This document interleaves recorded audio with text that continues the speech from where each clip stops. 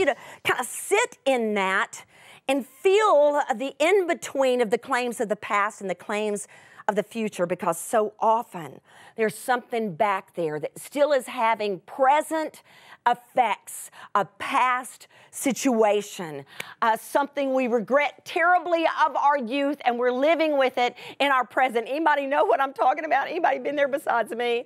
Listen, about a month ago, I arrived in Moline, Illinois for a Living Proof Live. Was so thrilled to get there, about an hour's flight outside of Chicago. It's John Deere country. It's where the headquarters of John Deere is. I don't think I didn't take every one of my pictures off of our equipment that we actually do real life own, because we live in the backwoods of nowhere.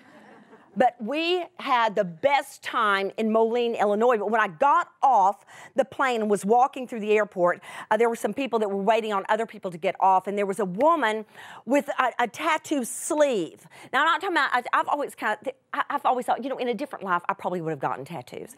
I'm not talking about that, so I don't want nobody get any condemnation on you. I can think it's darling. But this was the sleeve. Anybody?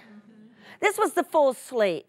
And it really looks good at about 25 and 30. But only the woman was, I'd give her right under 70. And it's like, whoa, wowzer. Because to be honest with you, I could no longer tell exactly what the original design was. That's the thing.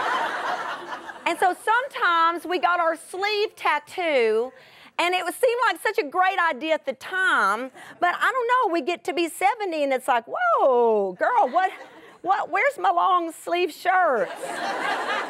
So we're going to be looking into that. I love where it says Jacob went on his way, and the very first of that first verse, went on his way, because he's thinking he's going his way, and suddenly finds himself on a journey going God's way, about to deal with something he could not have even begun to imagine. I want you to see with me, I want you to build our entire series upon this very first point, because I am asking God to do a lifelong work, that we be able to look back to this series and this season in our lives and say, you know what, God did something in me. He rendered something in me through that has continued to have ongoing harvest. I want it to be that kind of thing, because listen, this got to me. What I bring you here has already gotten to me. I don't bring that, when I study it out and it doesn't crawl all over me, I don't bother bringing it to you.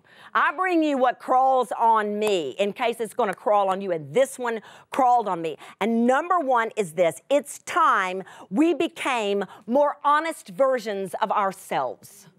It is time, girlfriend, it is time, guy friend, that we became more honest versions of ourselves.